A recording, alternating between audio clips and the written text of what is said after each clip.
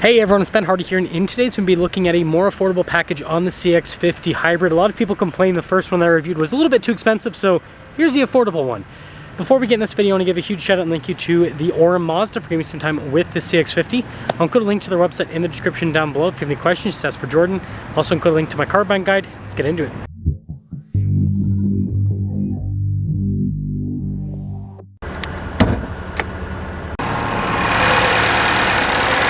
Under the hood, we have a 2.5 liter 4-cylinder paired to an eCVT and a hybrid. Fuel economy is 39 around town and then 37 on the highway, with power outputs being 219 horsepower. Now before I move forward with this review, I do want to mention if you want to see more videos just like this, then I recommend you subscribe because I post content every single day. So starting a look at the hood, you can see how it raises up towards the center, and this one's finished in Soul Red, which is a very cool color on Mazdas. And then popping down below, love the headlight design. Turn signal indicator down below is pretty cool. You got this little fake venting, but it gives it this kind of like wide body appearance, which is pretty fun. So our tire wheel slip is 225 by 65 by 17 in the front and over in the rear. And you can see with these wheels completely blacked out. I like the big chunky fender flare. Got the hybrid badge there on the side. Notice the mirror cap blacked out. You've got the crossbars there up top. And then, yeah, look at that. Such a cool color on the Mazdas. Now this leads us to the key fob where we have our Mazda logo. We have our lock and unlock function. We got the opening up for the hatch as well. And yes, it's power, even on this kind of more entry-level package. We've got a car cover built in from the factory. And the cool thing about the CX-50 is tons of storage space. So the second row rather is folded down. You can kind of see where it ends. But yeah, it's still a very big cargo area, so just a super practical car overall. When you're all done, just press that. That will lower the hatch right back down. And then this is pretty cool with the taillights. I think that's fun. Another hybrid badge there on the side. I like how you still have the dual exhaust tips. This is not a sporty car, but you know what? It's okay. And then popping inside, we actually get some nice soft touch trim here and on the top portion of the door panel. And then with the seat, I should just be able to throw it up. Yep, there we go. Anyways, we've got nice kind of, probably is vinyl on the outside of the seat, and then you got cloth trim here on the center of the seat. Popping in, legroom, pretty darn good. We've got some vents here in the center, USB ports as well. And then headroom back here. Pretty darn good. And then this leads us up front where we've got not soft touch here, but then down below got some soft touch, and then here as well. All of our window controls here, got our mirror adjustments, door lock and unlock, blind spot monitoring with the mirrors. And here's the front seat. Nice trim. The driver's seat is power, passenger's manual on this. And then we do have some other controls like traction control, gas cap release, and then again more soft touch.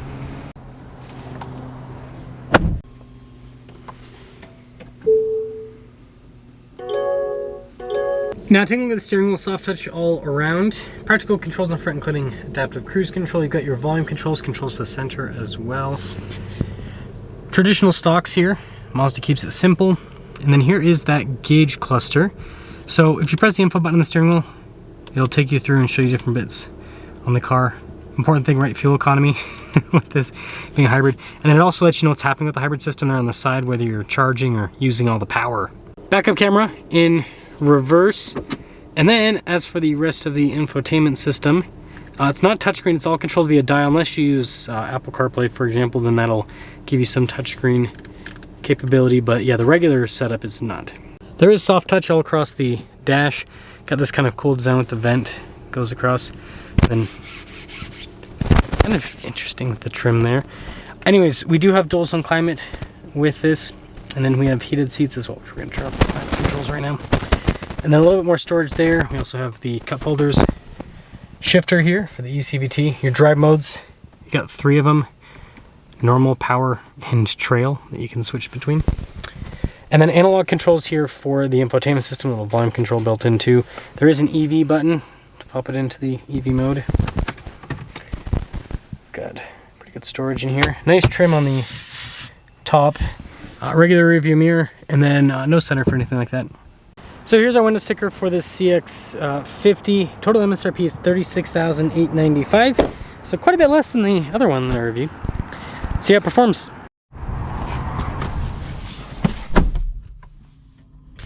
Well, let us talk about visibility before we set off. Visibility of the hood. Both mirrors do a blind spot warning. The rest of the rear. And let us set off in the CX-50 Hybrid that is affordable, I would say. Again, sub $40,000. It's got nice features. This is less money than most of the RAV4 hybrids I see on dealer lots. I'm not saying you can't get a RAV4 hybrid for this amount of money, but I usually see the RAV4 hybrids in like limited or XLE premium, and they're always over 40 grand. So if you're looking for an affordable hybrid, this might end up being the one to go for, just because of the price point this is at. Smooth. Again, this is a Toyota Powertrain, so ECVT and all. So yeah, it has the, you know, CVT kind of like rev up type deal, but it is not bad at all. I would consider it, I don't know, especially the torque that you get from the electric side, I think I'd consider it pretty solid.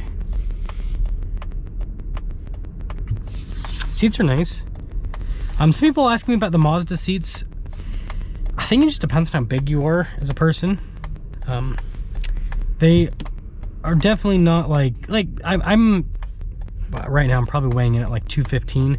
I fit fine in these seats, but if you're wider than me, then yeah, that might be a little bit uncomfortable. And they are firmer. Mazda definitely makes firmer seats, but the thing I've noticed with firm seats is if you have good posture, they're comfortable. If you have bad posture, they're uncomfortable. So it just depends on how you treat your back, right? Again, it's got a good shove. Black Friday shopping. Yeah, it's got a good shove.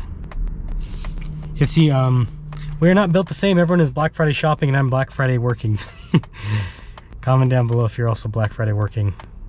That's the way to be. That's how you save money, right? But yeah, I like this packaging. I think this is probably the way to go for most people. Heated seats. I like the mesh too. It's kind of, I don't know, it's kind of cool looking, if you ask me. Creates a little pizzazz. Let's see what the... Again, it's not a rocket ship, but it gets up and moves. It's powerful enough. So to cap things off, I really do like the new hybrid because, again, it's just a RAV4 hybrid, so you know you can trust it. It's reliable. It's fuel efficient. And the thing I like about the 50 is it's a good looking car. And they've just done a good job with the styling. I think it's better looking than the RAV4. I did that comparison the other day, and I think that kind of shows the stylistic difference between the two. He even has the Toyota hybrid sound with reverse, the little beeping. You have to have a beep, but it's funny they just took it straight out. They didn't do any customization there. Wouldn't expect them to. But yeah, I mean, it's nice.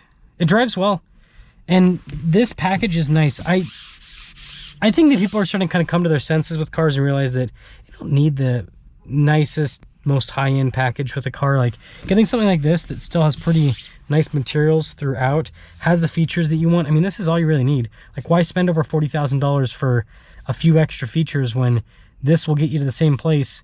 And with that money saved, think about all the fun things you could do. Let me know your thoughts.